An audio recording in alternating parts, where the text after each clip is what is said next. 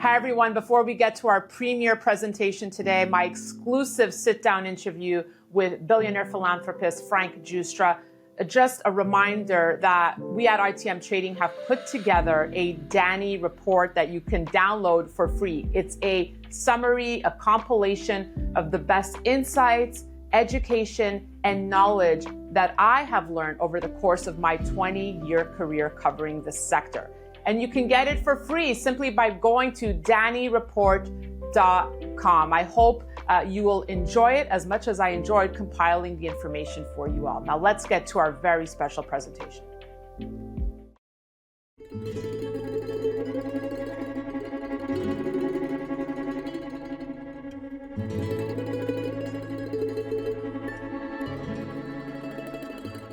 It's wonderful to be back here 2 years later, reunited with Frank Giustra after that one of the most incredible interviews I've had the honor of conducting. Thank you for inviting us back to beautiful Orvieto, Italy. Thank you. Isn't this the most incredible background? I mean, we've always been lucky with the weather, with the backdrops. We couldn't ask for more. That's great. Just to give some background here, we sat down 2 years ago because you had some very critical ideas that you wanted to share. Your views on where you saw the US economy, the global economy headed, where you saw the world heading. And a lot of things were quite terrifying about the direction you saw the US dollar, the diminishing power of the US on a global stage, and how unfortunately we were inching closer to a World War III scenario. Mm-hmm. And that's why when you said it was time for you to speak again, which, you know, I've said in the past, you're not one to do many interviews, but when you do, it's because you have something very important to say. I had to seize the moment because I want to know today and figure out how you see the world today, which is even more terrifying than 2 years ago. Are you willing to go on this journey with me today? Yeah, let's do it. Let's do it. I'm not sure I'm terrified yet, but there's certainly a trend in place that is moving along the lines that I've been talking about for the last 25 years. So let's start with the big one here, Frank, because we're basically on the eve here of the U.S. election, which many have said arguably is going to be one of the most pivotal elections in history. And I know, speaking with you, you've said you could see it being one of the most important in the last century. Yeah. Well, yeah, but let me clarify that because it depends on the outcome. And so I think that both parties, I call them the uniparty because on most major issues, they're on the same page, okay? They're not really, neither party is addressing the real critical issues that are really affecting America and the American public. They won't even go near it. And so it really depends on whether, if Trump wins and if he enacts the Project 2025, which has been talked about. Now, mind you, ever since it's become a liability, he's trying to backtrack. He's distanced himself from it. Yeah, right. No, yeah, it's like before the rooster crowed thrice, he denied that he was ever involved in this, although it's got the fingerprints of all of his people on it. So if he gets elected and if he actually goes through with Project 2025, which is really dismantling all the guardrails that exist in what we believe is a democracy, if that happens, then I think it will be the most pivotal election in the last 100 years easily. However, if either party wins and he doesn't, and if he does win and does not enact that and just runs it as he ran it the last time, then I don't think anything's going to change. I don't think it really matters which party is in power. They're both heading down that same path of destruction with respect to the fiscal deficit, the debt, the money printing, the foreign wars, the military spending, all the things that bring down great powers. They're both culprits. You have said that democracy is being undermined, and you blame both parties. Yes. Well, okay, for example. Yeah. Robert Kennedy Jr., who was running for president and had the only campaign platform that actually addressed things like the corrupt merger of state and corporate power, the spiraling debt, the money printing, which is siphoning wealth from the middle class to the elites, to the foreign wars and the reasons for the foreign wars. He talks very, very directly about how the Ukraine war started, and there's truth in that, and that was really NATO's move that created this conflict. But he had a whole bunch of topics which I thought were the most important topics that neither party, the Republicans nor the Democrats, are even going near, and they wouldn't even let him debate. And that to me was the pivotal moment in my mind where, like, is this really a democracy where the DNC, the Democrats, sued RFK in every state to keep him off the ballot? He spent all of his campaign funds fighting these lawsuits and finally had to fold his tent, and now he's backing Trump.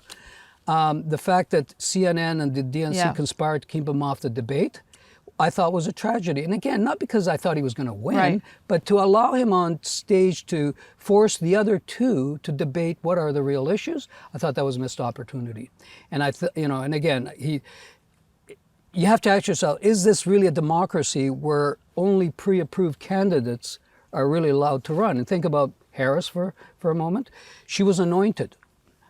No primary, no policy, no interviews, nothing. She was just made the candidate to short circuit, the whole primary process. And Trump, didn't even want to participate in the primary debates because he had already MAGA in his pocket, and with MAGA came the money.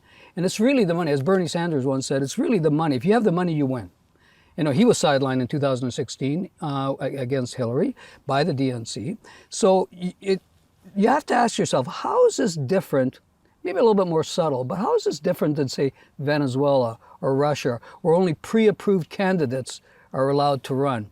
It makes democracy a sham. And that's why I feel that democracy in America is really, really falling apart regardless of who wins.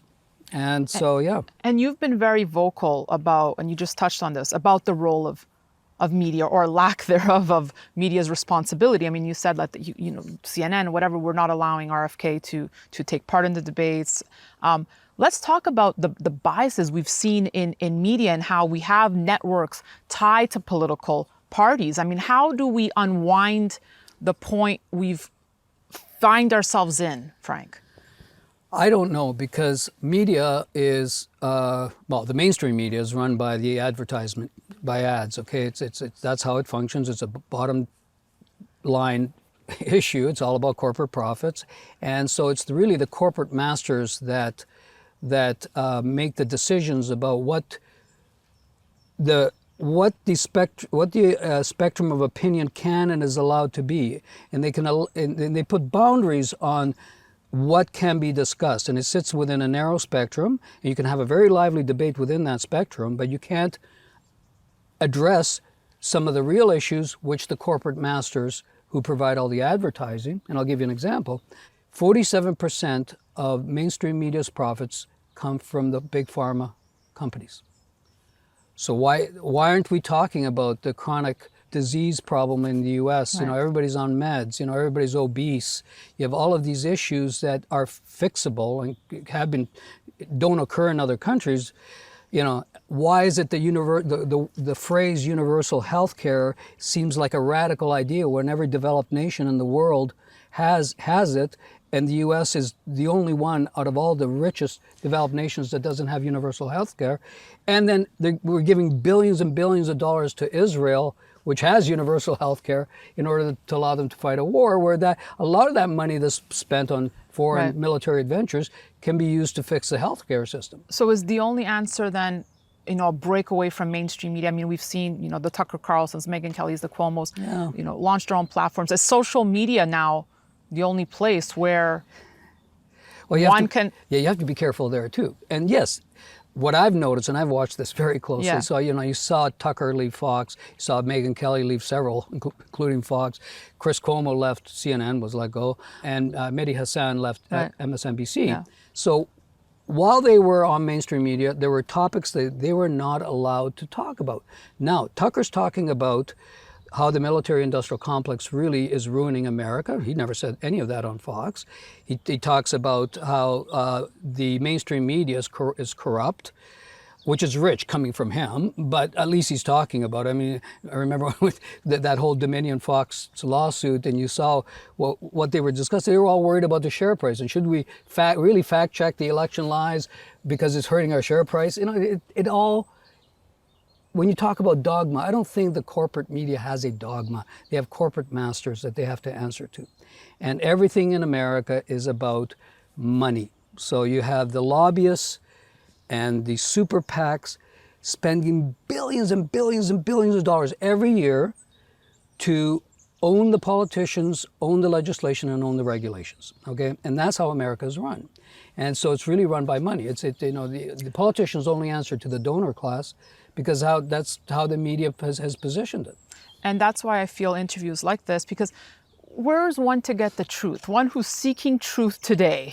Well, yeah, well, you mentioned here, okay, it's impossible. I think you have to wade through a swamp of deceit to get a grain of truth. I spend my entire days, as you know, reading everything. Like, I'm really into geopolitics and policy, and I'm a complete nerd when it comes to that stuff. And I do more reading than anybody I know in my world, and I still have tremendous difficulty determining what's true or not. And so I'll read something, I'll go, okay, that doesn't sound right. So I do check, and I check other media sources. I check non-American media sources. I check the internet from people that follow these things closely. And it's very difficult even for me to discern what's true or not. And it's really, like you just mentioned earlier, all these folks that have left mainstream media and now have their online platforms. The only one that I truly believe is speaking from the heart is Joe Rogan. Okay, now he talks about wacky stuff. I don't agree with everything, but he's addressing real issues and speaking from the heart. At least he's honest about the things that he believes and says. But you look at, Chris Coma, who was on CNN forever. Now he's on his own, whatever the platform is on. News Nation. Yeah. Yep. And now he's actually attacking the fact that the primaries are bought and sold by big money. You have Tucker Carlson, as I said, who wouldn't touch issues about the mainstream media, now talking about. You've got Megyn Kelly, who's having a complete love affair with Trump after he completely tried to trash her. It would even make Fox blush the way she's fawning over Trump. Mehdi Hossein, who was on MSNBC and was, I think, let go, he resigned, now is talking about the horrors of the Gaza war and how America has the opportunity to stop this, but isn't, because AIPAC kind of controls Congress. And so you have these guys that are now speaking more truth. Yeah. But even so, you still have to kind of, Joe Rogan or Tucker or Megyn Kelly, they have opinions, and not all of them I think are valid. But again, I don't know. It's really hard to find the truth. Really hard. You say AIPAC kind of controls Congress or does control Congress. Well, they do. Every congressman, with the exception of the Quad and Thomas Massey, is bought and paid for by AIPAC. And they're all given, Thomas Massey was being interviewed by Tucker Carlson. I like him. He's a real straightforward guy. He said that every congressman has an AIPAC person that instructs him what he can and can't say. So that no wonder, we have this horrible war in the Middle East, which I believe Israel is trying to push for a regional war, and they want to draw America into it so they can take on Iran. That's their ultimate goal. And America's allowing it to happen. Which raises the bigger question of how much power does the U.S. president truly hold, Frank? I don't think they hold much power at all. And that's what Trump kind of figured out on his first term. And that's why he's, I think this whole Project 2025 is about centralizing power under his command. If, in fact, that he really wants to do that, I don't know. But certainly, if you read Project 2025, it's about dismantling the democracy. One, we're talking about the issues that are being brought to the forefront. I mean, we've seen the debates, or lack thereof of debates, right? One thing that has struck me, Frank, is the lack of discussion surrounding the economy. Yeah. More specifically, the U.S. debt. Are you at all appalled by the fact that why are we not talking about the 35 trillion in debt? And I'll get back to experts that I've brought on who don't see it as a problem. But your thoughts, because the last time we've added 5 trillion in debt since the last time we spoke, Frank. Yeah. Look at the trajectory we're on. How do you see it unfolding? Well, I think the reason it's not being discussed is because they don't have a solution. Right. The solution would be so unpopular. You think about it. You're adding $2 trillion of debt every year on top of the 35 for as far as the eye can see. And this is Congressional Budget Office that's saying this, is not me.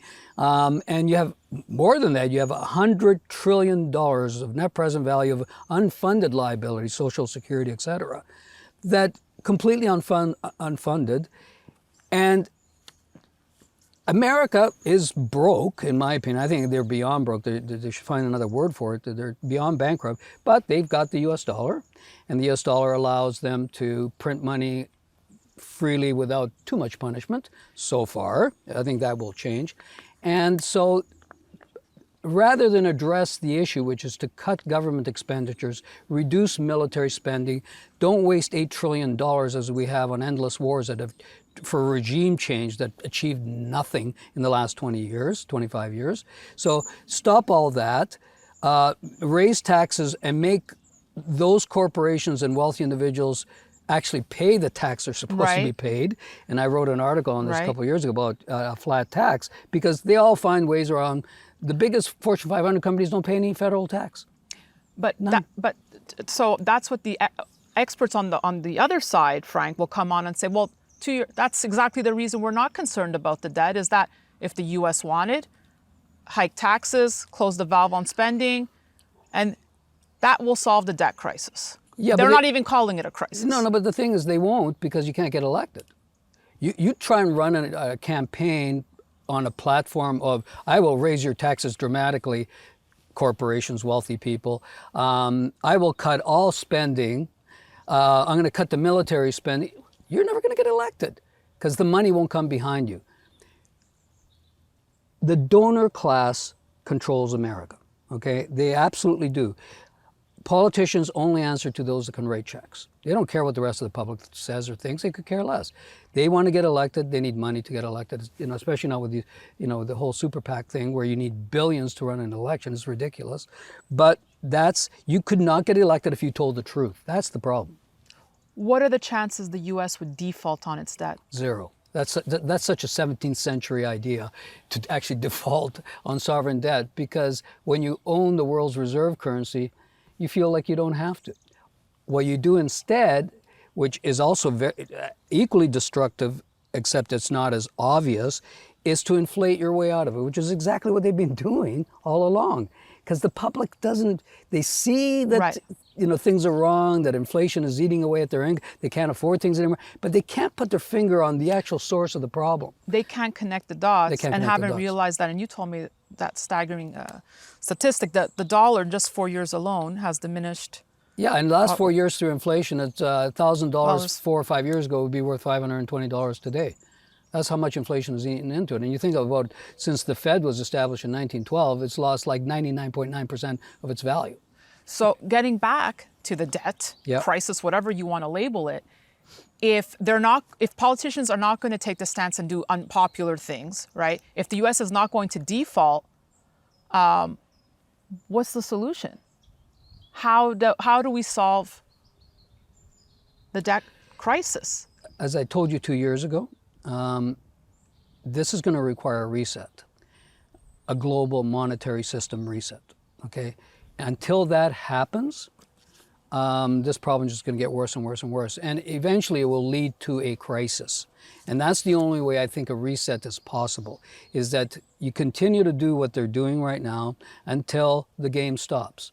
And then some event, as always happens, or it is, an event will take place that will create a US dollar or US dollar euro crisis. And when people start to really lose faith in the American dollar because of all the printing that's taking place, the debt is out of control, some event, could it be the collapse of a major financial institution, another global pandemic, a war, a big global war, something that causes a crisis in the dollar. And that's the only way that we're going to get people focused on. Either it's going to happen one of two ways. Either you're going to have a sort of Bretton Woods type agreement amongst nations, so everybody gets together, like much they did after the end of World War II, or just before the end of World War II, to create a new monetary system, or there has to be a conflict. So if it's not done by consensus, it will be done through conflict. Sadly, most times in history, if you study the last 500 years, when this happens, and it's happened many times, it's only through conflict that you get a new system. And that's, in today's age of nuclear age, that's a really scary scenario. That, because the U.S. will go down fighting. I don't think the U.S. is going to voluntarily say, okay, we're no longer the global reserve currency. Go ahead, create something new, and we'll be okay with it. You know, you saw Trump already threatening, if he gets into power, that any country that tries to de-dollarize, he'll slap 100% tariffs on all of it. Which you think is a terrible idea? I think it smells of desperation, and I think it will only serve to accelerate the de-dollarization movement. People are going to go, what the heck, this is crazy, we're getting out of here. Frank, I want to focus on the US dollar because you've been very clear about where you see the direction of the US dollar heading. I've had experts on the flip side of this debate saying, there's no way that we're headed for the demise of the dollar. It's not happening. It's impossible. Actually, the opposite's happening. See, I'm looking at what's really going on behind the scenes and have been for quite a long time, and that's how the rest of the world is, the type of moves that the rest of the world is making to move away from the US dollar. And I have multiple examples. The most common are these bilateral trade agreements between countries using only local currencies. There are literally dozens of those. Every day I wake up and I see a new agreement between two countries that we can only trade in our local currencies in our bilateral agreement. So that's one thing that's happening. The other part is that central bank reserves around the world are reducing their dollars, and they've reduced them substantially and continue to reduce them every day. They're offsetting with gold, by the way, but they're also, you know, the fact is that central bank reserves of US dollars are coming down quite rapidly.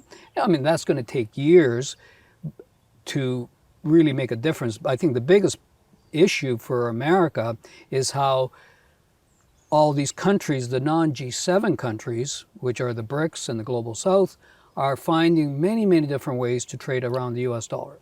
And I think the most interesting one that I think has legs, and that will be probably the primary way in which trading will occur outside the US dollar, is this mBridge project, which has been in pilot testing for the last 3-4 years.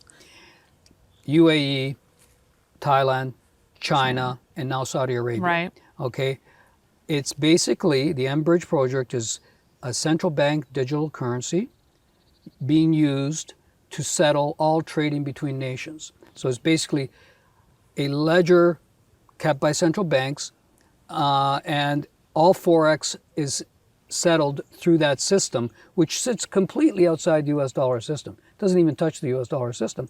Now, they've been testing this. Saudi Arabia has just joined the project, and I suspect, as there are probably 90 countries toying with central bank digital currencies, I think most of the world is going in that direction. Once everybody establishes one, it's going to be very easy to conduct trade within just that system and stay completely outside the US dollar. And you've seen, I mean, you know, since the Russian war on Ukraine, actually countries like Russia have increased their trading with probably close to 100 countries around the world. So there is a trend in play, and it's playing out. And I think that, and this is why now you're starting to finally see, whereas when we had this conversation 2 years ago, and I came up with the idea that de-dollarization was happening, I was being laughed at. And people were saying, you know, there's no way this is going to happen. Where are they going to go? Tina, there is no alternative. And to me, that was just arrogance and ignorance by the West that didn't want to accept the fact that it was possible to create different systems of trading. Now we're seeing it in real time. And I think that as these systems become more and more sophisticated, there's going to be less need for US dollars. And that's why you got Trump threatening that if he gets into power, anybody that tries to de-dollarize, he's going to slap 100% tariffs on. But at least he's recognizing the threat of de-dollarization. Would you not give him credit for that? I think the people now the people in power now do recognize, they're not stating it publicly because that might cause some sort of a panic, but I think the powers that be do now know that de-dollarization is a real threat. It is happening. Can they stop it? That's going to be the issue. And I'm telling you, I told you this 2 years ago, the U.S. will fight this tooth and nail. I don't know what lengths they will go to Tariffs. preserve. Tariffs. Wars, who knows? I mean, threatening to remove Right. security guarantees, banning from the G7 markets. They'll use all sorts of sticks. Plus, they're creating carrots as well to try and keep people within the system. And we can go through some of those. But really, it's the threats that are now becoming more talked about. It's like, if you de-dollarize country X, we're going to punish you. So, the BRICS are coming together, and I think that they're going to be strong enough to resist those sort of threats if they truly come together, and they are. There are 11 members of the BRICS now, and there's more, like another 44 applicants. Like, most of the world wants to join BRICS, and it's going to be really difficult for the U.S. to stop. Well, let's talk about when we spoke 2 years ago. How many nations were part of the? It was only 5. Right. So look at where we are today and the number of applicants. Right. So the BRICS are gaining major momentum here, Frank. But you hear the dismissive talk. Well, it's not countries that really count. Well, right now it accounts for 30% of global GDP. It will soon be 80% of the world's population. How do they not count? I mean, right now it's only 11. I suspect there will be a few more added this year. Right. And it's going to slowly get to the point where it does outmatch the West, because there are simply more people trading more goods than in the G7. 2 years ago, you were thinking perhaps they would come out with a common currency of their own. Has that thesis changed, or has that evolved now? No, I think what's going to happen, I think eventually we're going to get a global monetary system reset. To have a complete reset, it's either going to happen one of two ways, either by consensus, like as in the Bretton Woods Agreement after World War II, which I doubt it's going to be that route, or by conflict, which is usually the way these things are settled throughout history. When a great power's dominance starts to fail and a new system comes into place, is usually by way of conflict.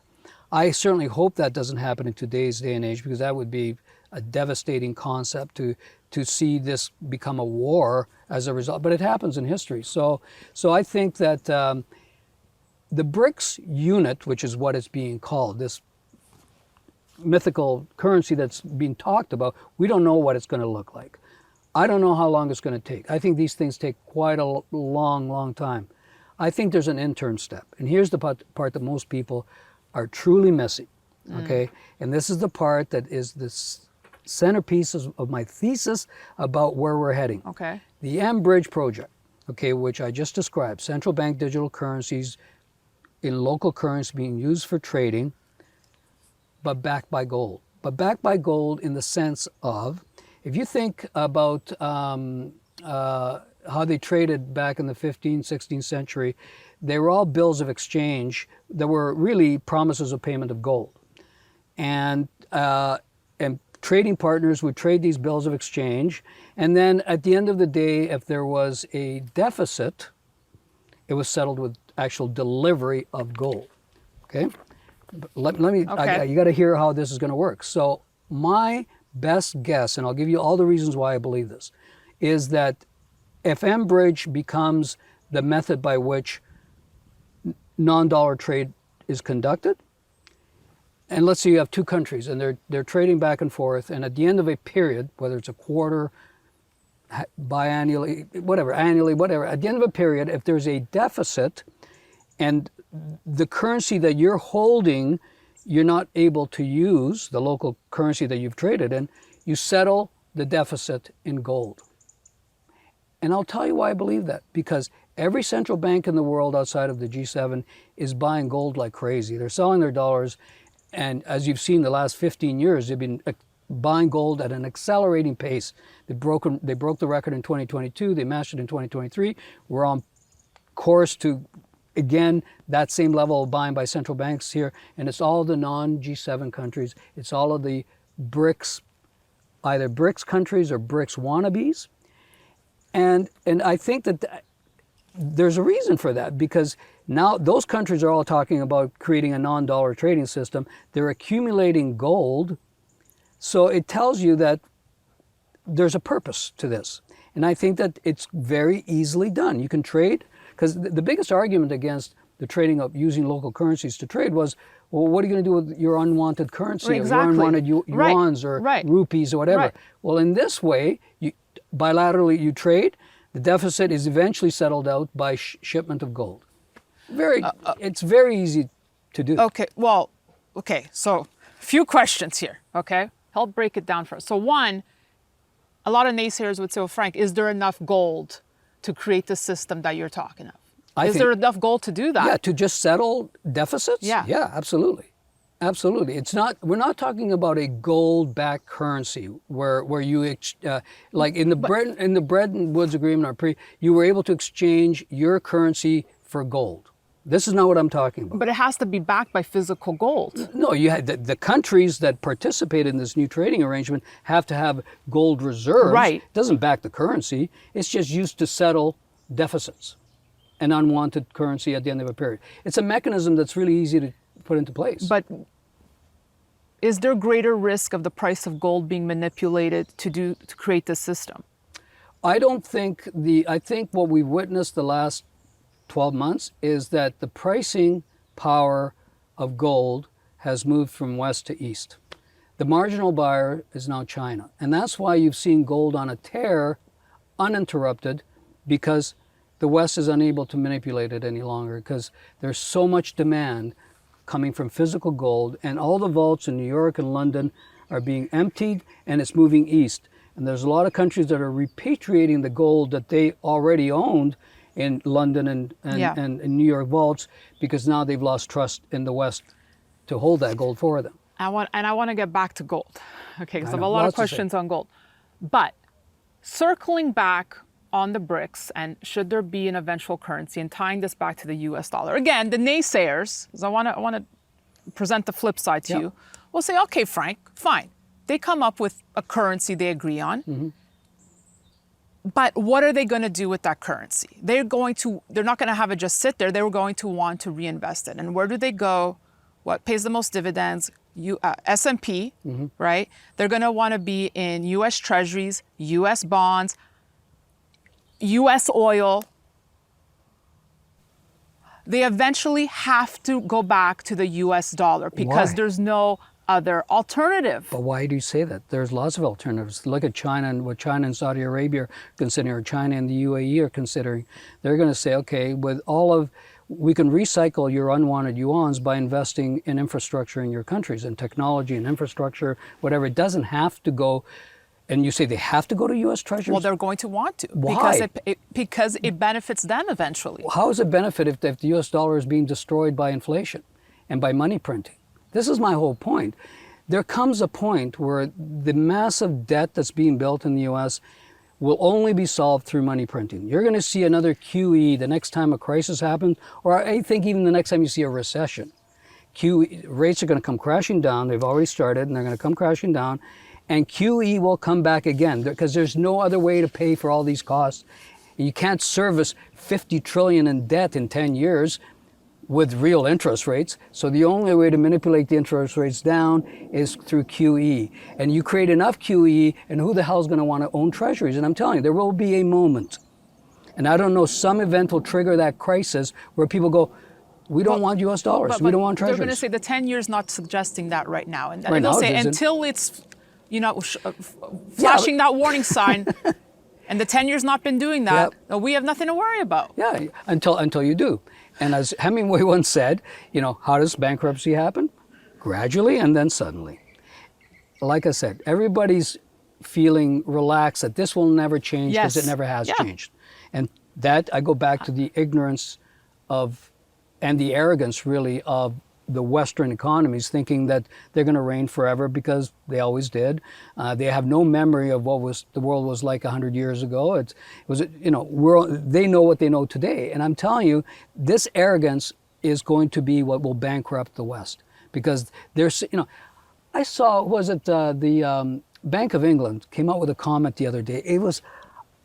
They said, even if the top 8 UK banks failed, all top 8 UK banks, it wouldn't cost the taxpayer anything. I mean, you want to talk about stupidity? I mean, what insane person, but that's the arrogance that we were dealing with. And it's the same thing with America saying there's no other alternative to the US dollar. Guess what?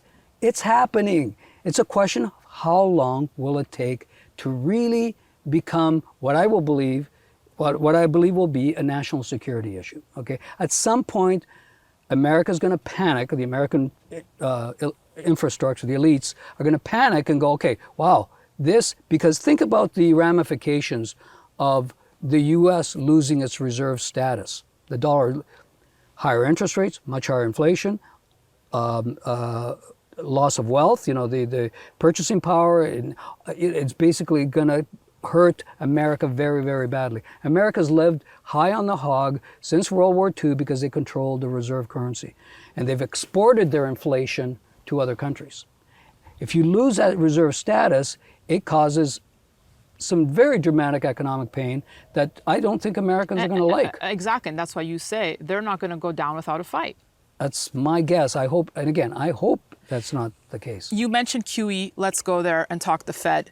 Again, we're speaking ahead of the next FOMC, but I want to get your thoughts on, well, first of all, the power of the Fed. Mm-hmm. Is it equal to how you see the U.S. president of having not that much power at the end of the day? How much power does the Fed and Powell really hold in your regards? Well, they have a lot of power. Unfortunately, it's to the detriment of the American people, and we've seen that, especially in the last 25, 26 years. You've seen how the Fed behavior has hurt Americans as opposed to benefit them. So my view of the Fed is they're either complicit or clueless, okay? Because everything they've done has been wrong and has put us in this mess in the first place, okay? The mess we're in today is a function of the things that Greenspan set into motion over 25 years ago, okay? The easy money policy, the pleasing Wall Street at every turn, creating easy money policy at every crisis. And that only created a moral hazard, so that by 2008 you had the whole thing completely unravel, and then they had to really step in and print a hell of a lot of money.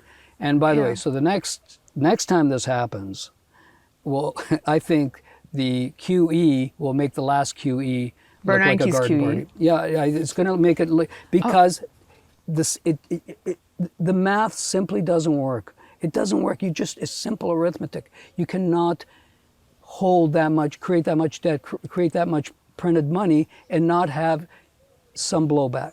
And I think that that's the arrogance part of it, is that they continue to do this. And I think the Fed has been complicit. I don't think they're clueless. I think they're complicit. They're pleasing Wall Street. And let me finish on this, because this is the most important part. The American people have to understand. The Fed has allowed and facilitated the siphoning of wealth from the middle class up to the very rich. And that's easily provable, okay? They've decimated the poor, and they've almost destroyed the middle class. And they've done this at the behest of Wall Street. So who's gotten rich over the last, you look at the wealth gap that's been created since QE started in 2009. It's insane. We have the largest wealth gap in the developed world in America, and it was because free money was given to people that were allowed to access it, but not given to people that needed it. So they used and I have friends that borrowed money at 1 or 2%. It was ridiculous, and they were buying real assets with that free money. And so there was a transfer of wealth that like the world has never seen before, just in the last sort of 15 years. And that is all generated by Fed policy. So I honestly think that they're complicit in this. Because they're influenced, they feel the pressure. It's a revolving door between Wall Street and the Fed, okay? Are they having these open conversations? I mean, how do you think this plays out? That someone's walking into Powell's office saying, or is it an unspoken? It's subtle. It's subtle. It's the fact that when anybody from the Fed leaves, guess who hires them? Wall Street. Guess how much money Yellen made from public speaking appearances during her private tenure when she was the Fed before the Treasury. They make millions from the people that they serve. So they serve Wall Street. So if Wall Street says, Right. oh, you know, we have to bail out the banks, Right. because if we don't bail out the banks, the whole, you know, economy is going to implode. So it's important that you write an $800 billion check to bail out those people that created the problem in the first place and not bail out the public. Their 50 basis point cut, someone argued they should have done more, that was needed. But the bigger question I have for you, Frank, is it was a substantial cut. I know you weren't surprised by it, but it raises the question of what do they know? What are they seeing under the hood of the US economy? Because they're obviously seeing brewing problems, serious problems. What do you think they're seeing? What's the red flag? The softening labor market? What is it for them that was like, you know what, I this think is bad? It's a number of indicators that show that the economy is really slowing and that purchasing power is disappearing, the debt is increasing, that consumer debt, credit card debt is increasing at levels that are unsustainable, so that the consumers won't be able to power the economy, are not going to be able to power it much longer. I think one of the biggest clues came the jobs revision.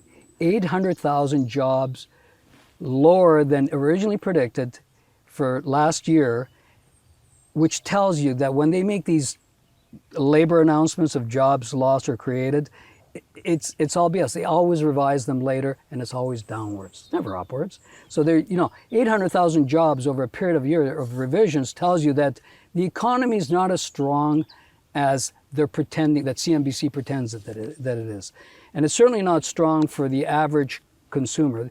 I think that 76% of Americans are stressed out by not being able to make their payments to just live. 13% are living under the poverty line. They can't even afford to eat. Okay, so you've got this idea, and again, the CNBCs will tell you everything's rosy, the economy is strong. It's strong for a very small minority of people. For the rest, people are struggling. They're like literally struggling. What? Sorry. So and listen, and the final and most important reason why those rates are coming down is because they can't service the debt. Debt service just became larger than defense spending. It's $1 trillion this year to service the debt. Now the debt's growing at $2 trillion a year, every year for as far as the eye can see. So if you kept rates, if you said, let's just keep rates around 5%, it would bankrupt America. It's simply, they cannot service the debt. They have to bring the rates down in order to stay solvent. And that is just a fact. So I think that, this game that they played, which I think they played far too long, of keeping these rates higher. Powell wanted to be tough on inflation because he got it so wrong with the whole transitory thing, and so he had to prove that that they were on top of it. But at the end of the day, and I've said this 2 years ago, and I'll say it again, it's absolutely impossible for the Fed to keep rates at a level that really combats inflation because of the federal debt and the interest costs. And I don't know if you've ever heard of Ferguson's law. Okay, Niall Ferguson, the economist, and he did this through studies throughout history. He says the moment that your service costs are higher than your defense costs, that's the beginning of the end for your hegemony. But Powell almost came out though, Frank, declaring victory. And if you compare it, right, but if you compare it to past, I went back and listened to Bernanke, who at least admitted, hey, there's serious issues in the economy. I mean, this lack of transparency, or trying to hide, or. So what do you think Paul is doing? I mean, what are you telling me that Paul is saying that you want me to? Well, I think they're still trying to put lipstick on the pig. Of course they are, because that's their job. You think about it. You're in Paul's situation. What are you going to do? You're the Fed. You're really the most important power in the U.S. right now is the Fed, because they can arbitrarily do things with rates, the cost of money. I think Powell or any Fed chairman, and the reason I know this, will say what they need to say when they're in power. The minute they leave office, they say some really, they start to tell the truth. Greenspan is a perfect example of a guy who, while always in power, said certain things. The minute he leaves office, he's able to criticize the way that the Fed has created the problem in the first place.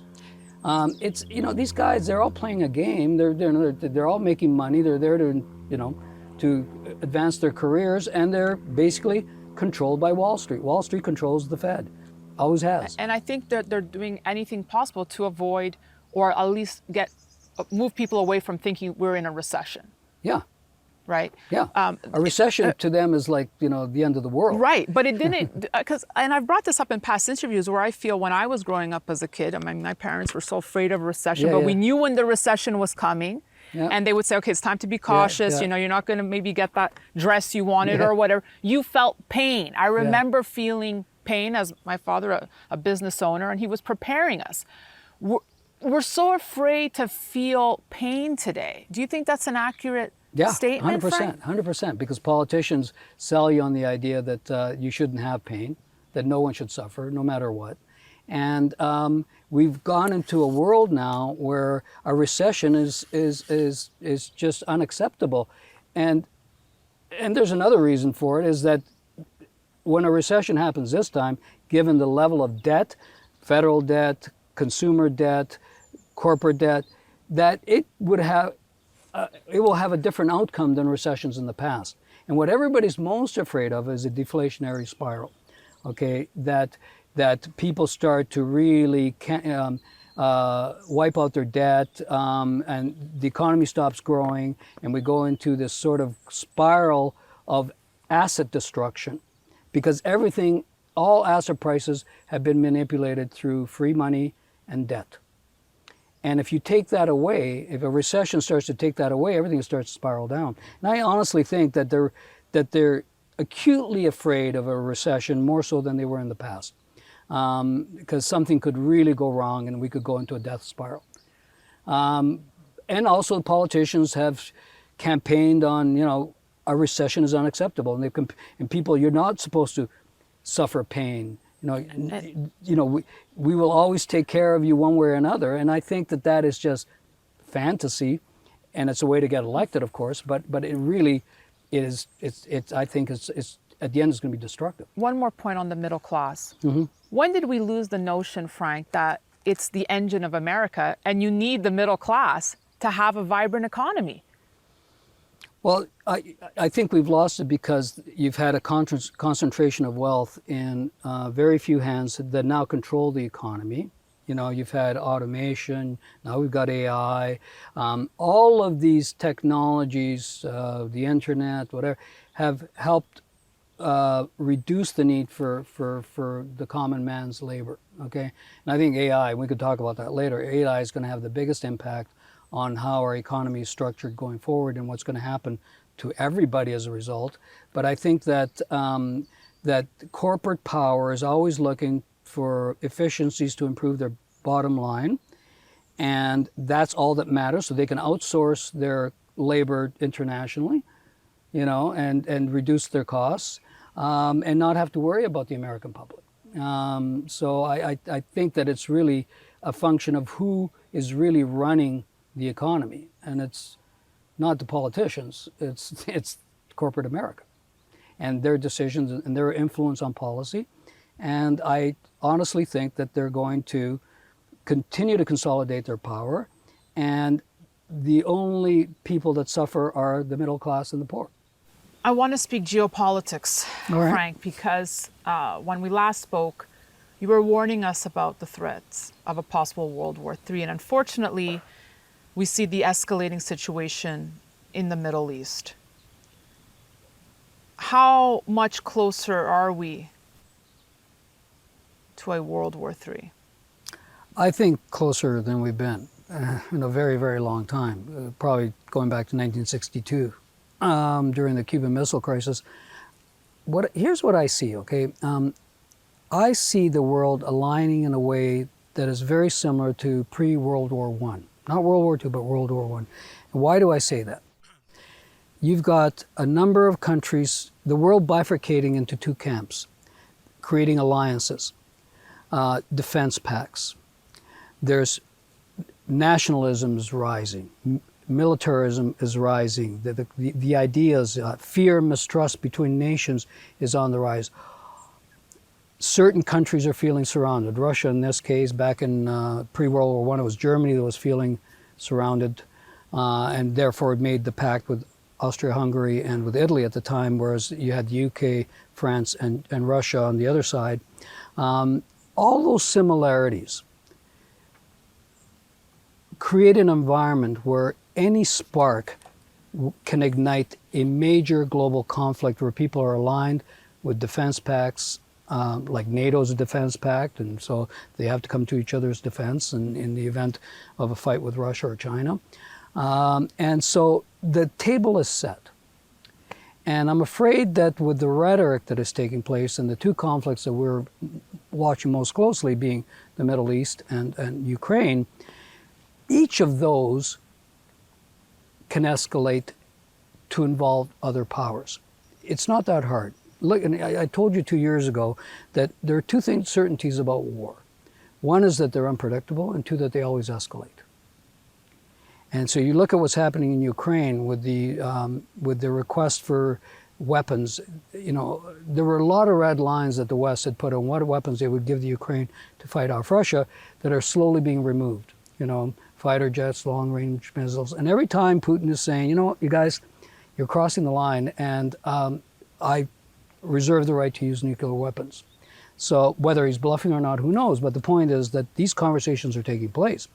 The Middle East, you've got Israel basically with a free hand in conducting its war against Gaza, and now in the last few days against Hezbollah and Lebanon. And it is known within the circles of the geopolitical community that Israel would love to drag the U.S. into a direct conflict with Iran.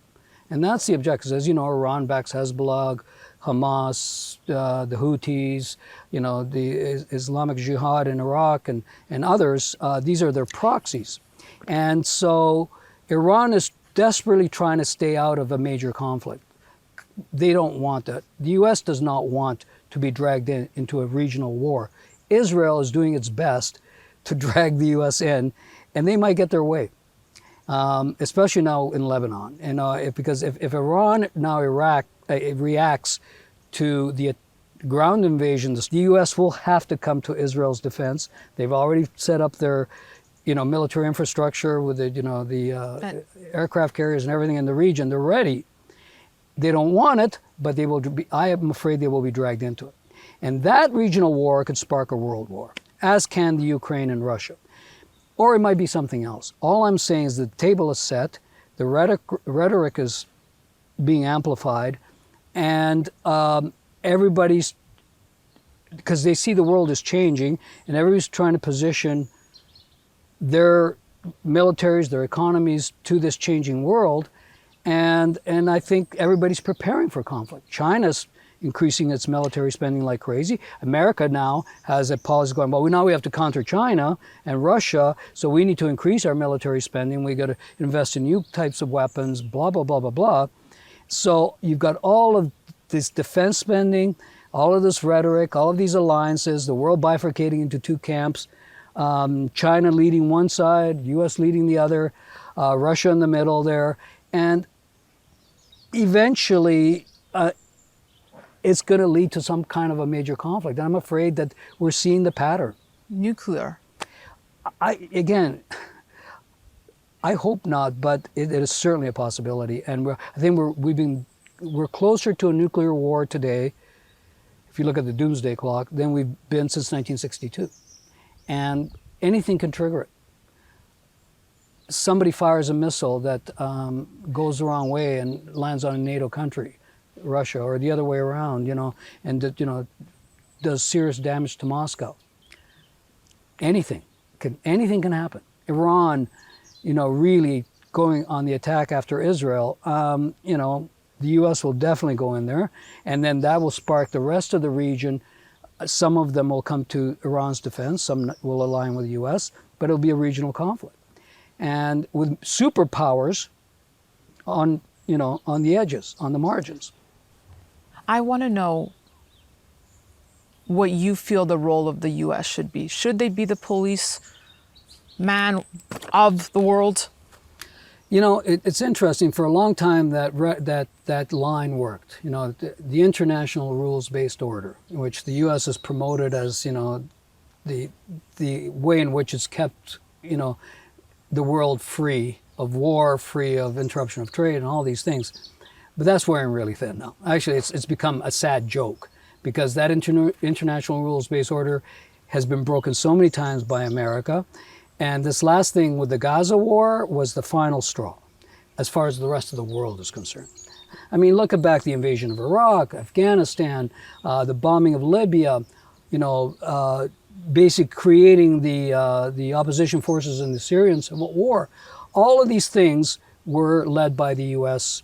and their view of the world, that they wanted to bend the world to their will.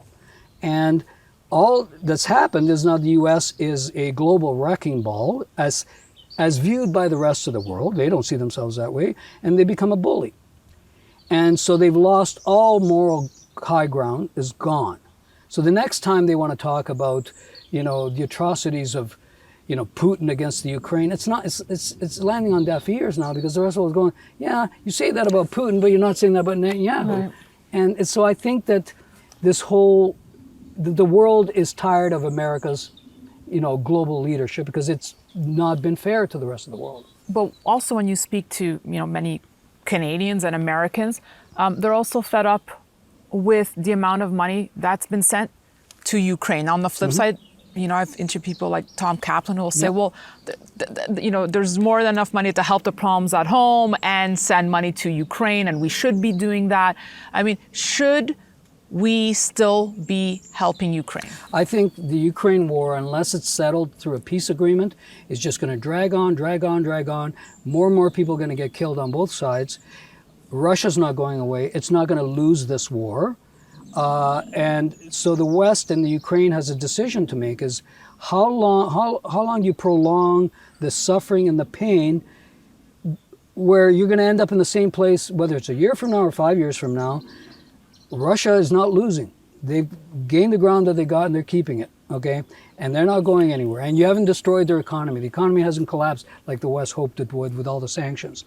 So you have kind of a stalemate now that you have two choices. You either let it drag on forever and everybody suffers. We drain the coffers, spending money on weapons and whatever, and war and and then reconstruction and all these things, or you end it in a way that both sides don't get everything they want. So you have to always ask, what does Putin really want in this? And I know he's been vilified by the rest of the world, and he's no saint, okay? He's hardly a saint. He's a dictator, and he's very ruthless and whatever. But his point was, America promised they would not expand NATO after the collapse of the Soviet Union. That was a promise that was made in the 1990s. They've broken that promise. They broke that promise so badly, and the last straw was Ukraine. And Putin made it very clear, you can't let Ukraine join NATO. It's too much of the border that borders with Russia. It's too long a border, and Russia has been, for centuries, paranoid about foreign attacks. And so they basically created a war because they were pushed too far. Now, the West will deny that.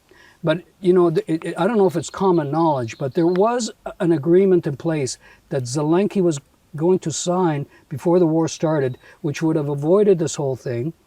Somebody sent Boris Johnson to Kiev and told, and this has been widely reported, told Zelensky not to sign it, to fight instead. And here we are. Who's benefiting from this?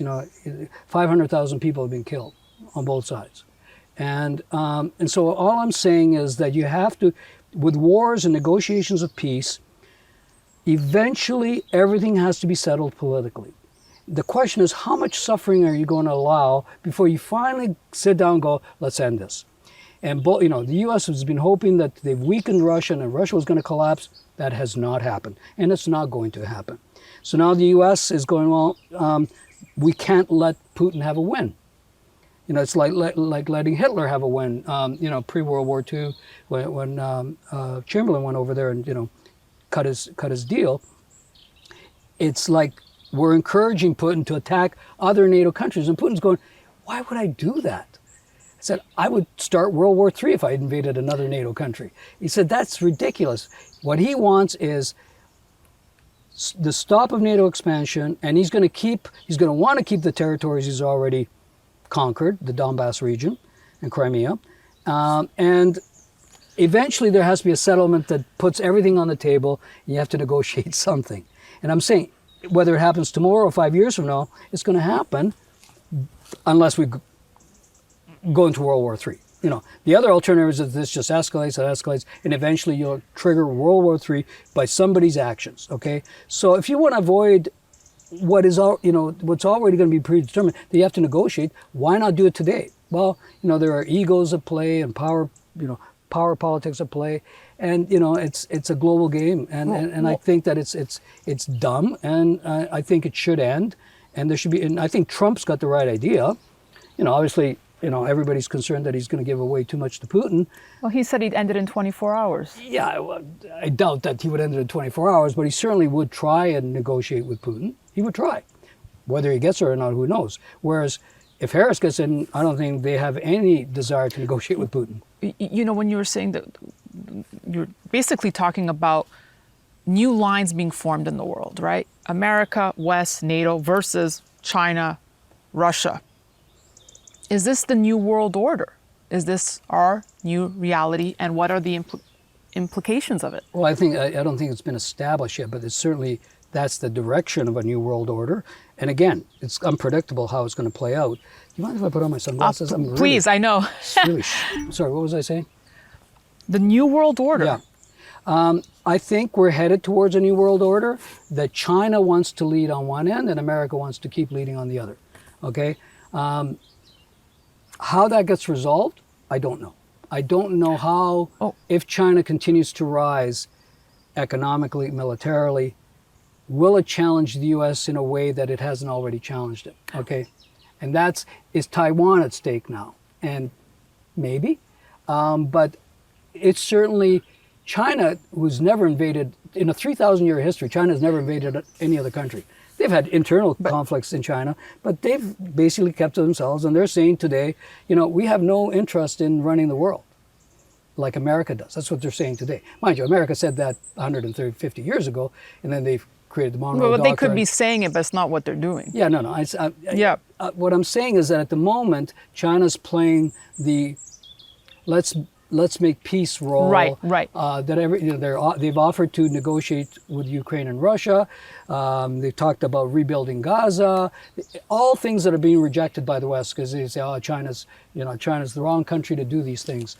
But and the U.S. will never voluntarily let China be the global leader in geopolitics. Let me ask the question this way, Frank. Who do you see as being the biggest threat to the U.S.? China, Russia, or as Rick Rule would say, itself? I think it's itself. I agree with Rick. I think the U.S. has created its own set of problems, its own demise, or potential demise. I don't want to guarantee that there's going to be demise, but it's done what every power in history, the same mistakes that every power in the last 500 years has made. And Ray Dalio's book, Changing World Order, charts it perfectly. The rise and fall of empires or global powers in the last 500 years. But you wrote about it first. I wrote about it in 2003. Yeah, I did. But he did a very thorough job of it, and it's a very well documented. And he looked at 5 or 6 different global powers and charted their rise and fall. And America's making the exact same mistakes that Britain made, that Spain made, that France made, that the Dutch made. Same exact mistakes. And part of it is how they run their economies.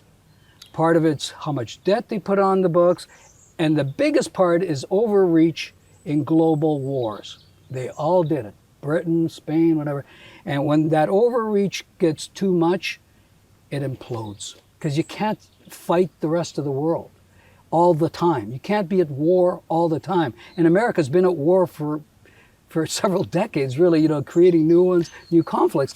And they're bankrupting themselves, and they're losing their favorable standing in the world because the rest of the world is going, well, you're the wrecking ball, not everybody else. Who's invading these countries? Who's bombing these countries?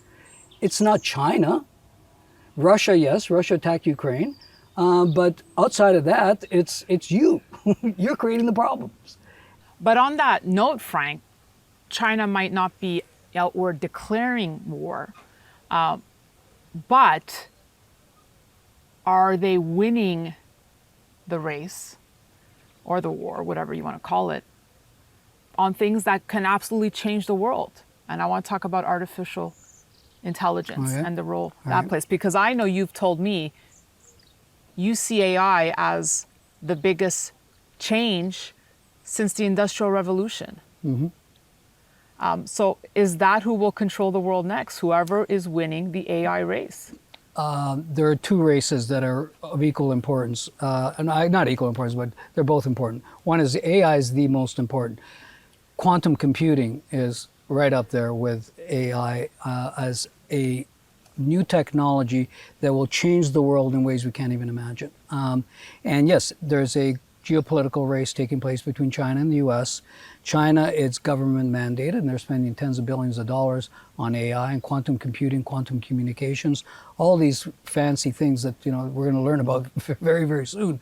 I'm really hot. Can I take this up? It's just smoking hot here. So whoever reaches quantum supremacy or AI supremacy first is going to have the upper hand in all sorts of things, including weapons. Like it's AI incorporated into autonomous weapons that worries me the most. I just wrote an article on that a couple of months ago, and when you think about the pace at which AI is evolving, it's terrifying. I'm surprised how quickly it's growing, because the thing about AI, it's self-learning, right? It's self-teaching, and it teaches at an exponential. It teaches itself unlike humans, it teaches itself at an exponential rate. And I don't know if you ever heard of a guy named Ray Kurzweil. He's a futurist who has been 86% correct on his future predictions since the mid-late 80s. He predicted that computers, you'd be able to ask computers questions, and then the internet would be able to answer those questions directly through your private computer. He predicted that by 1999, a computer would be able to beat the world chess champion, which happened a year later, by the way. But here's a part that he predicted that, as really a lot of people dismiss. He said that by 2029, AI will have reached human level intelligence. And by 2029. 2029, and by 2045, there will be the completion of the merger between the human body and artificial intelligence and technology. And he calls that moment the moment of singularity. Singularity comes from quantum physics, and what it means is the point after which you cannot predict an outcome. It happens at the Big Bang. Before the Big Bang, singularity. The inside of a black hole is singularity. We don't know what happens. We can't predict what this world's going to look like at that moment in time. And when I first read his book about 5-6 years ago, I was suspect. I was going, that sounds too soon. We're not there yet. It's going to take decades and decades. God, just in the last year or so. I mean, it's insane. But tying that back to your original statement, your opening statement on truth seeking and how it's become basically impossible. Well, now you're adding AI on top of that, and we've seen in this election the amount of fakes and what's real, and you see people transforming into George Clooney and Chris Martin and whomever in a second. You could be whoever you want. I know, and create any story or any narrative. Well, exactly. So, how terrifying is that? I mean, it's very terrifying, because again, when we talked earlier about today having to wade through a swamp of deceit to find a grain of truth, just in today's system, imagine now that AI generates fake stories, fake comments by important people, which is already happening. You can still detect it today, but it's getting so good that pretty soon there will be no way you can detect a lie from the truth. And that, when it's manipulated by people that are in power or whatever they want to do, you won't be able to believe anything. And when you can't believe in anything, where do we go? And how do you regulate it? Well, that's Elon Musk's whole thing, that he's worried, and rightly so, I think, that that AI needs proper regulation. And you just saw the other day, Gavin Newsom vetoed a bill under pressure from the AI tech community in California that would, put into motion the regulations for AI, because those that are developing AI, all they see is money, because AI is going to create incredible shifts in fortunes. Those that have it will be incredibly wealthy. They'll control everything. And I mean, it just raises so many other issues of what will the workforce look like 10 years from now, and what should we be advising our children if they're like, what should I go into if AI could do that work for me? Almost every job you can possibly imagine, and there are a few that obviously AI will never do, which require human touch. Healthcare and care of the elderly, psychoanalysis. There's certain jobs, but almost every other job you can imagine can be replaced by AI and automation at a very rapid speed right now. So think about a world where you have the haves, and then 98% of the population is have-nots, because you can eliminate almost every job. The Industrial Revolution, which happened, back 150 years ago or so, changed the world dramatically, and that was just because of the invention of the steam engine. Okay, it mechanized all sorts of production, and you had an agrarian community that moved into the urban centers. It created the idea of a working class. It created the labor movement. It created revolutions and wars.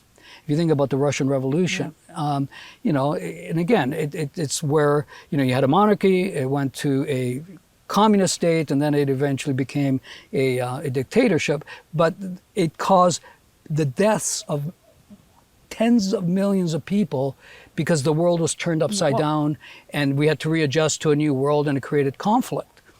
So think about AI. I mean, AI will make the Industrial Revolution look like child's play. And you saw Sam Altman's comment that he feels wars will be fought over lack of infrastructure to build to AI, that there's this... Well, including energy. You know how much energy it requires to run these data centers. I think, by the way, that eventually is going to crowd out crypto, because AI will be more important than crypto. And, and both of them require immense amounts of energy that we still don't have. And I think the U.S. has finally realized that it has to build about 200 nuclear plants just to stay, even without AI, just to stay on track for, clean energy, the clean energy revolution, and that's a lot of nuclear reactors. Take a long time to build. So I think that there's going to be and it's not just AI, for all sorts of reasons to do with technology and climate change and the energy transition. Resources are going to be the next battleground. The haves of resources and the have-nots, and you're already seeing the world change geopolitically, and conflicts taking place and alliances being made, because the world's come to realize that you need the critical minerals for everything. Well, on that personal note, is that I've seen how, I've known you for so long now, Frank, but I've seen your major re-entry into mining. Mm-hmm. And you've ramped up acquisitions, your businesses in recent years in gold mining, silver companies, copper. Mm-hmm. Is that part of the vision, or the vision is that we're going into a metals market. Okay, also precious metals and base metals market. And obviously gold is very separate from the rest, in that the reason I'm going after gold mining is because gold is money, and gold will replace a lot of the monetary system eventually. So I believe gold's going to go up for many, many reasons. But the other metals are all for their industrial needs, for the energy transition, for military hardware, data centers, you name it, you need metals. And the US sat back and missed the boat for 20 years. They watched China invest trillions of dollars in infrastructure in places like Africa to obtain these mineral concessions. They finally woke up a couple of years ago, and now they're trying to figure out, they're putting policies in place, alliances in place to secure what China hasn't already secured. And so I think you're going to have a world of those commodity countries that either align with the East or the West, and it's going to be a war. It's going to be a war over resources, and wars have happened over resources many times in history. And I think that, take Africa for example, probably is the biggest battleground in the world right now. And I wrote a whole paper on what's happening geopolitically in Africa because of the rush for critical minerals. Like I said, China's been there for 20 years. They've put in tons of infrastructure, bridges, ports, roads, you name it, everything, including a space program with 9 different African countries. They've gone in there. The U.S. has finally woken up, and now they're trying to go in there and offer the same kind of goodies to countries, with that, what was it called, the Libido corridor down in Zambia, to connect certain countries that have all of the metals through infrastructure build. And you got the Wagner Group up in the Sahel kicking France out, kicking out the U.S., and controlling the resources in Niger and Chad and Mali and Burkina Faso, where you've seen military coups in just the last 3 years, about 11 military coups. And, these are all inspired by one thing: access to resources. And the war in Sudan, what's that about? It's access, who controls the oil in Sudan, So these wars, you got France in the U.S., you got Saudi Arabia's now in there trying to lay its stake, the UAE is in there, Turkey's in there, and they're all in there for one reason. Africa's the richest continent on the planet when it comes to metals. It's hugely undeveloped still, and everybody wants access to those metals. And so you're going to see wars and proxy wars fought all throughout Africa, and you're going to see instability you haven't seen there in decades. I want to bring it home now, and you always say it always comes back to gold, and gold will have its day. So let's talk gold, because 2 years ago, to set the context, we spoke it was 1,700. We're speaking today, we're over $2,600. Mm-hmm. And it's just beginning. Yeah. I think gold's got a long way to go. And I've never made a prediction on the price of gold, but I do believe it's going a lot higher. Now, let me give you an example of why I believe that. And this is the part that most people refuse to accept when they're shown the facts. So let me give you some facts, okay?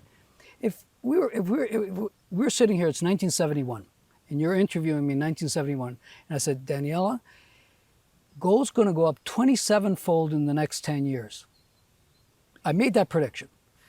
Or we're sitting here and it's 2001, and I said, Daniela, gold's going to go up 8-fold in the next 10 years. Would you believe me?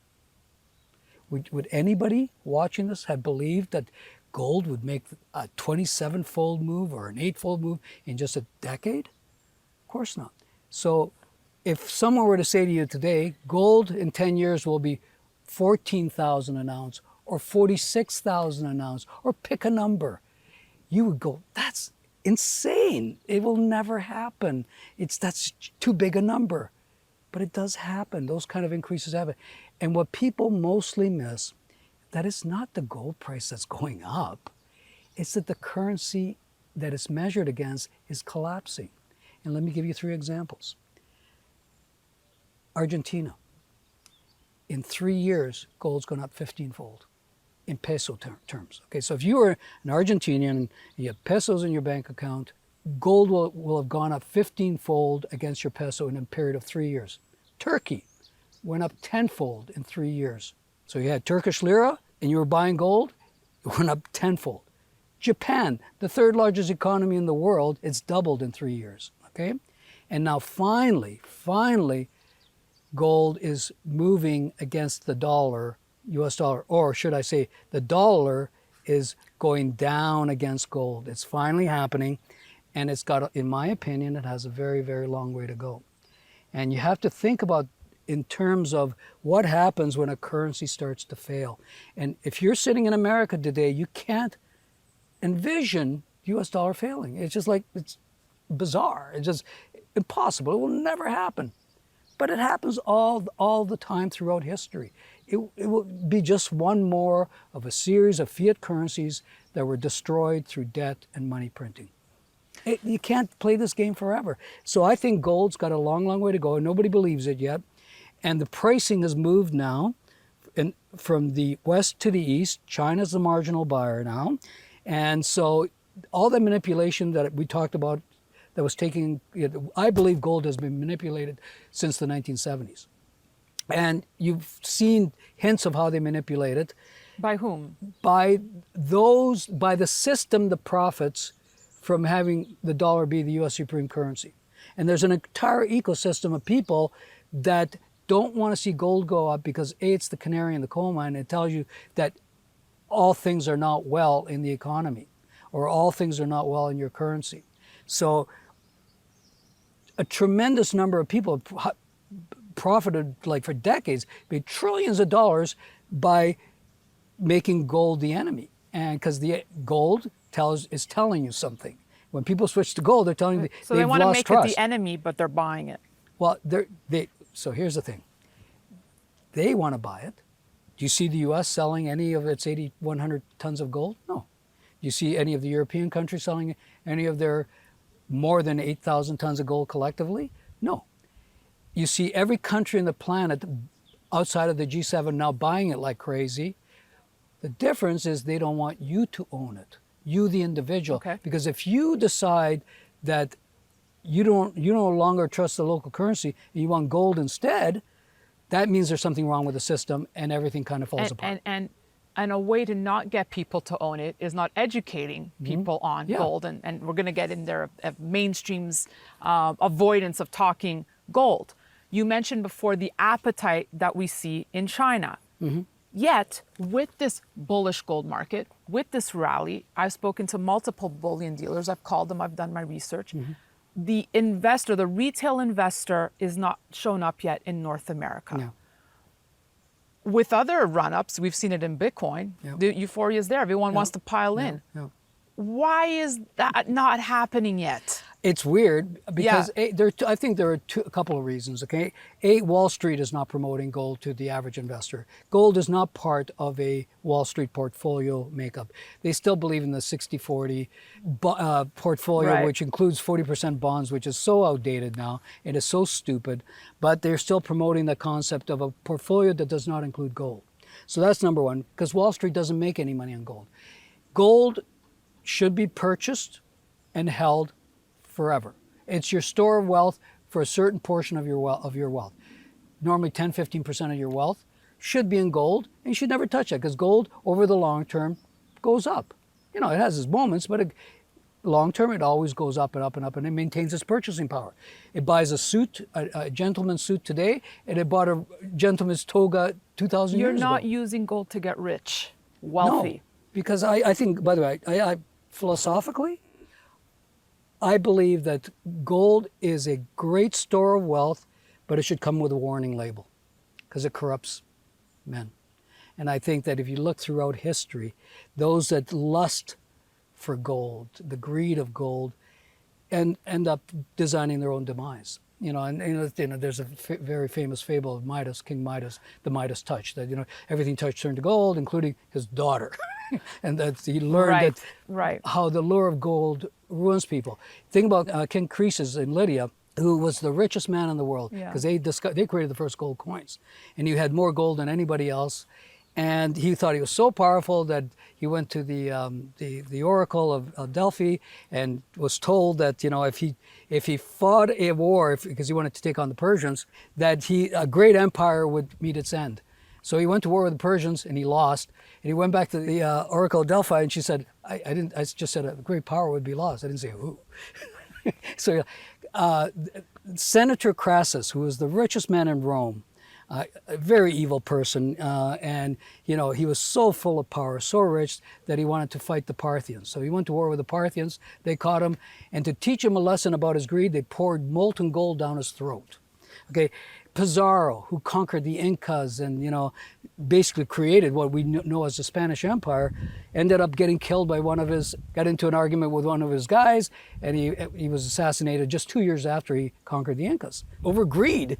And if you've seen The Treasure of the Sierra Madre, the movie, which is a classical tale of how a good person, played by Humphrey Bogart, you know, who says gold will never corrupt me, and then eventually falls into this paranoia and greed, and which destroys him. So I think gold, and I do honestly believe this, I think gold, everybody should own gold. It is your store of wealth, and it will protect you against all types of human stupidity.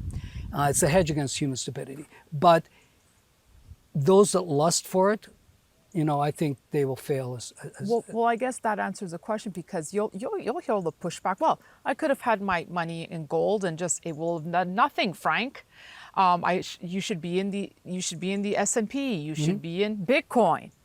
Well, I'll give you, so you threw out the S&P. You know, gold has outperformed the S&P since the turn of the century. Since the turn of the century. It's outperformed the S&P. Did you hear CNBC talking about that? Of course not. They'll never tell you that.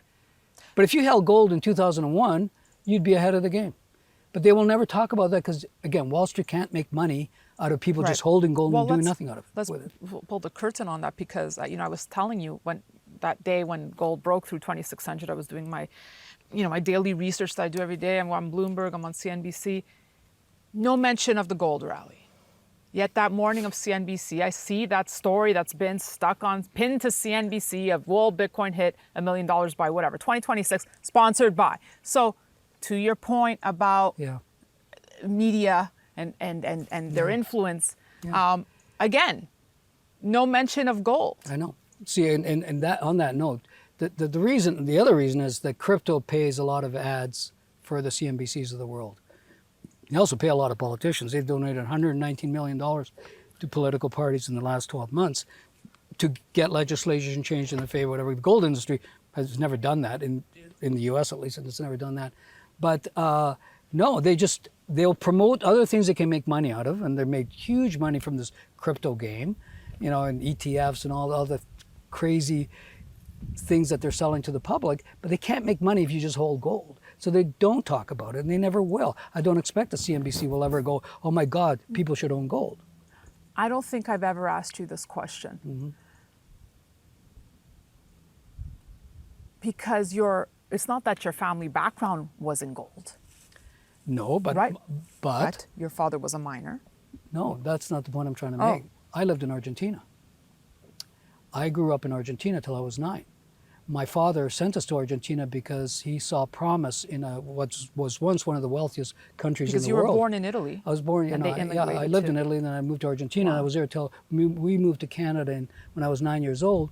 So my father had a couple businesses in Argentina, and he saw the writing on the wall that things were changing, and he wanted to get us out as quickly as possible to move us to Canada.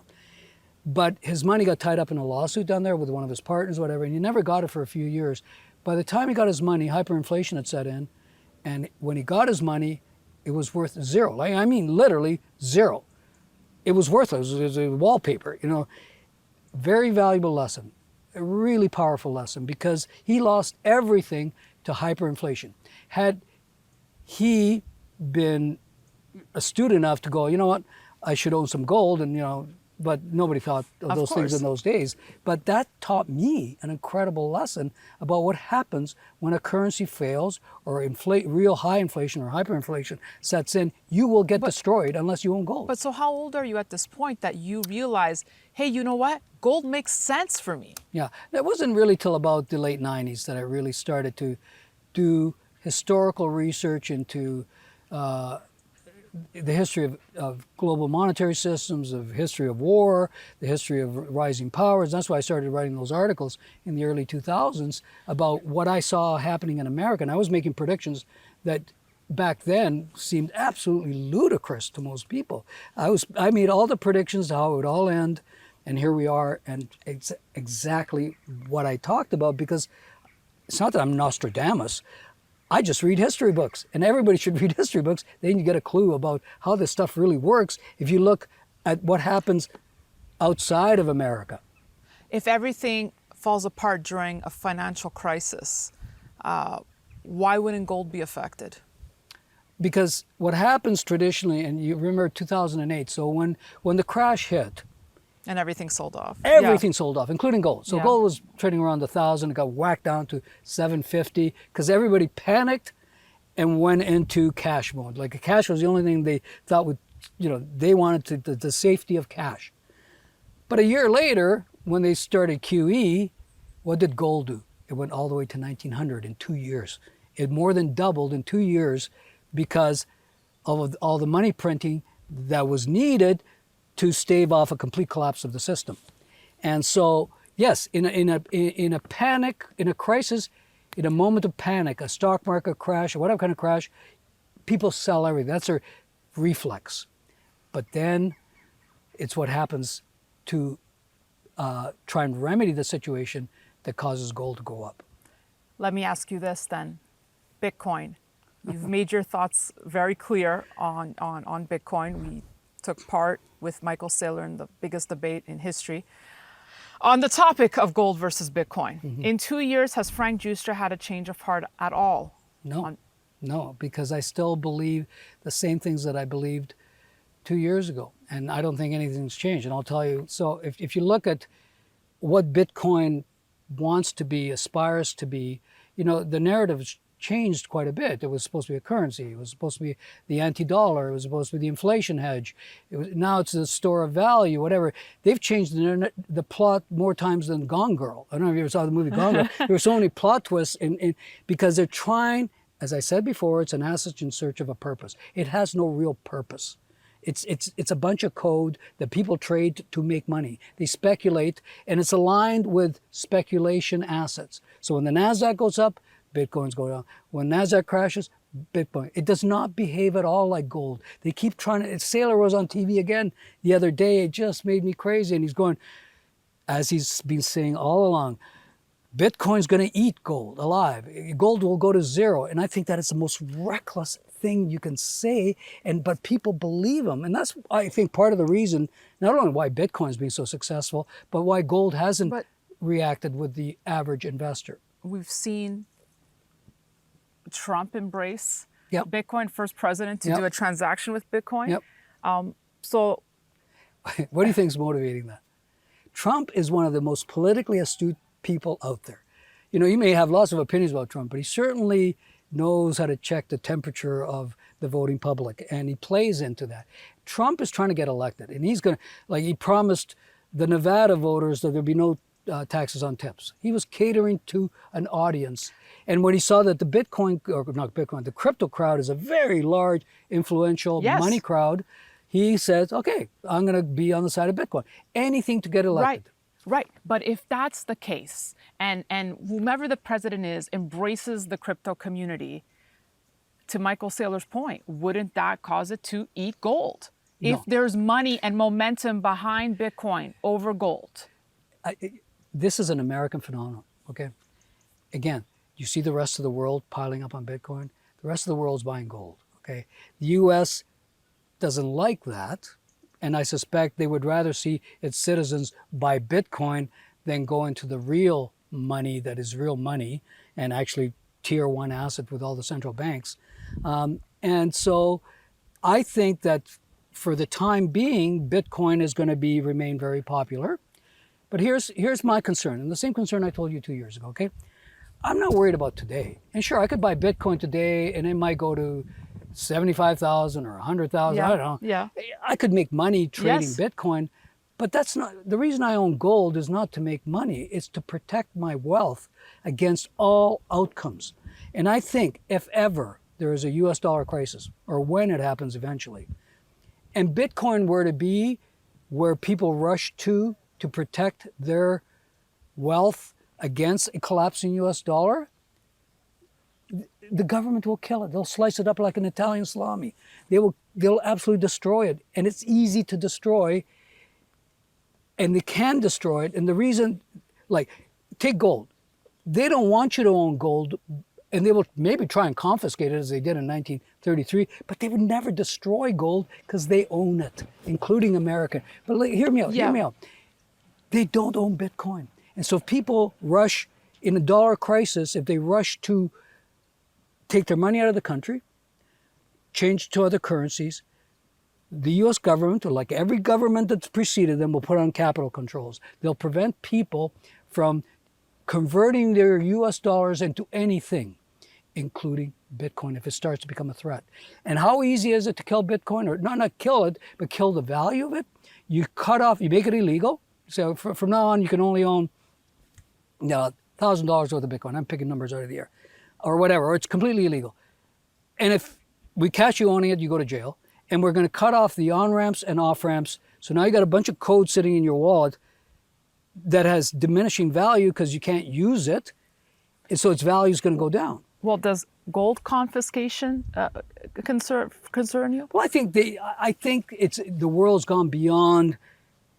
The U.S. doesn't control the global gold reserves like it used to back then. You know, at the end of World War II, it owned half the world's gold supply. But that's not even close anymore. So now, if they try and confiscate your gold, first of all, they have to find it.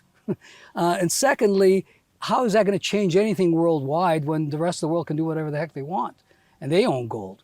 So gold will still go up without the U.S. participating or American citizens participating.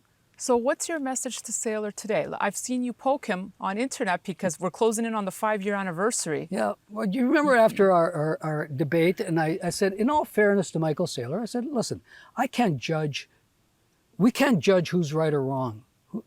Let's give it 5 years. I said, let's give it 5 years, and then we'll see who's right or wrong. So what's happened? It's been 3.5 years. Yeah. So what's happened? Bitcoin was at 65,000 when we had the debate. It's made a round trip down to 20,000 and back up to around 63, 64,000 today, this morning. And gold, meanwhile, has gone from 1,700 to 2,600. So if we were to judge it today, who won the argument? But let's give it the 5 years. Still, in a year and a half, sure, Bitcoin might go to 100,000. Who knows? I don't know. But and Saylor is out there. Remember back then, he was telling people that Bitcoin would go to 500,000 and 1 million. You know why he did that? To inspire the greed factor. Because people buy Bitcoin to make money. They don't buy it as a store of value. So recently, as the ETF buying started to wane, because that's what drove the Bitcoin price up, he's now changed it. Now he's calling $13 million Bitcoin. And all he's trying to do is inspire the greed, hand to wallet reflex. That you're going to go, oh my God, Michael Saylor, the smartest guy in Bitcoin, is going to go to 13 million, it's trading at 65,000. He's playing the greed card. And so here's the thing. Some would say they just know marketing better than the gold books. Oh, they do. No, one thing I'll agree with, the Bitcoin crowd are really great marketers. They bought off a lot of politicians. They're great at doing the ads and buying off the CNBCs of the world with that, that stupid banner on the front page of CNBC, which has been on there for months, is Bitcoin going to $1 million in 2025. I mean, what shameless shills these guys are that they allow that to happen. The gold industry doesn't do that. We're not that bold. So, but I'll tell you what, 5 years is coming up. I challenge Michael Saylor to a debate at the 5-year period. But this time, it's going to be live on stage, no preconditions like you did last time, and it was like negotiating the presidential debate, and no teleprompter. I could see you reading on the teleprompter. You had your speech. You weren't debating. I want to debate. So let's find the 5-year anniversary. You heard it here first, folks. The challenge. I will and you know what? He won't do it. He will not do it. I promise you. Michael Saylor, I challenge you, and I know you won't do it because you know that in a proper debate, it's going to be a different story. And I would be honored to moderate again. So hopefully he'll watch this and we can make history happen again. I guess as we're wrapping this deep dive conversation, Frank, what do you want people to walk away with? What do you want folks to know? If I knew exactly where we're heading, I could give advice. I just don't know. There's so many variables at play with, monetary system, geopolitics, wars. It's too many things to try and predict an outcome. I see a trend towards trouble, okay? How that trouble manifests itself, I don't know. Is it a war? Is it a depression? Is it hyperinflation? Is it all three things? Is it, a pandemic? So many things can happen. And I don't know which will happen first or if they will happen in different times. So all I can tell people is protect yourself. That's all you can do. We as individuals can't determine the course of history. The course of history is being determined by others, okay? And it's going to play out as it's always played out. And it's too bad, but that's just the way we are as human beings. And I think that, and protect yourself, play defensive. Make sure you have your store of wealth or whatever that is not a monetary piece of paper like a bond or a currency. Things that will get destroyed eventually. Be diversified geographically. But more importantly, just live your life. Because, I'm serious. Look, we're here in Italy, and tonight we're going to be eating lasagna and drinking a bunch of wine. And you know what I believe in. Yes. I believe that you got to live your life. You got to enjoy your family, enjoy your friends, love the people around you, celebrate life almost every day, because you don't know what tomorrow's going to bring. So I just think if you can't change things, just enjoy life. What struck people the most from that last interview we did, and I still get stopped, I can't even tell you, countless times about how that interview touched people. But it was your ending comments about here's this man, uber successful, right? But yet so humble, so simple, and appreciative of the fact that you got one life, right? Yeah. One chance. One chance. As far as we know. Well, on that note, I have something for you. Really? Yes. I come bearing a gift for you. All right. Because I always say this to you. You don't need to be doing any of this. You could be riding off into the sunset, but you have made this a personal mission to help educate people. Yeah. Through social media, through all the articles you publish. Yeah. I know how important it is for you to get this message out. And I know we've joked that we've been all over the world kind of doing this together. So this is for you. I made this for you because... You made it? I got it made Oh, you got it because made. you need official tour merchandise. All right, hang on Because a it sec. is a tour. I don't know if you can It's see this. the Great Reset World Tour by Frank Giustra. I got FG on the sleeve there. I got one made for myself too, so... Oh, okay. So we're going to start the tour we're gonna together, start but we have to manufacture a whole bunch of Yeah, these. but we got to get the message out about this great, really monetary reset that... That's a great gift, by the way. Thank By you. the way, that, you know what? It's almost you have to be careful almost talking about the monetary reset to not get censored. Yeah, it's a dangerous road to go down because there are a lot of interests that don't want the public informed. They don't. Because it will, ruin or hurt their interests. And I think it's just sad, but it's the world we live in. You have to be. I'm a realist, okay? I just, as Machiavelli said it, don't look at the world as it ought to be. Look at the world as it is. Because if you look at it as it ought to be, you're going to lose greatly. Well, maybe I could shed some lights just so the folks know what goes on behind all the work that's involved in the interview. But we did a talk in Zurich, and that's why I said this is a tour, because we've been giving these talks around the world. But I think we had used something in the headline like New World Order or whatever, a great monetary reset, and you're immediately flagged, right? This is conspiracy talk and whatnot. Yeah. Just a final thought here. It's interesting that so many of these conspiracy theories were labeled conspiracy. Are coming true because, the system at large doesn't want to see any contradiction to their narrative, okay? Then you get a few smart people, and I'm not, there's so many of us, and we know a lot of these people that have been saying the same things that I've been saying for years. But we were labeled conspiracy theorists, fringe players, blah, blah, blah, blah. And, those of us that kept at it, we're starting to be proved right. Now we're getting a bigger and bigger audience. And I do believe that at some point, if our audience gets big enough, they're not going to like us. They're going to try to shut us up. Or buy our show for Netflix, right? Right, yeah, exactly. But it's interesting because I have a lot of these conversations with the Wall Street types who will say, yeah, I saw that interview and I agree, but I just can't say it out loud. I know. They can't say it out loud. They can't. They get fired. So I appreciate that you have the freedom, the independence. You could do it. You're in a position that you can spread the word. And I thank you. My journey with Frank continues in this beautiful place, where we slow down and reconnect with the earth. We go truffle hunting, cook, enjoy some wine, and take a deep dive on life. Thank you for watching, and stay tuned.